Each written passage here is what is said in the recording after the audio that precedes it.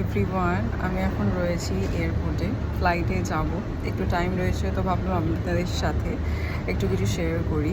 যখন আমি ছোট ছিলাম, প্রায় ছাদে যেতাম, বাড়ির ছাদে, অ্যান্ড ফ্লাইটগুলো যেত, অ্যান্ড যতদূর পর্যন্ত যেত আমি ঘাড় ঘুরিয়ে ততদূর পর্যন্ত দেখে যেতাম।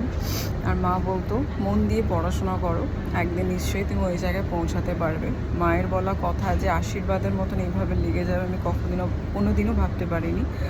কারণ আমার সেরকম যোগ্যতাই ছিল না ভাবার মতন।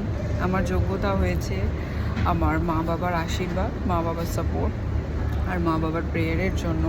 একদিন নিশ্চয়ই সব শেয়ার করব ভালো করে, আপনারাও আমার একটা ফ্যামিলি।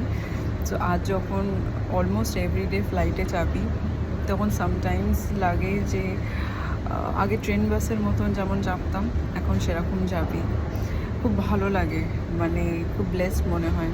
যারা আমার মতন এয়ার হোস্টেস হতে চাও, তারাও হার্ডওয়ার্ক করো, পড়াশোনা করো, নিশ্চয়ই হতে পারবে।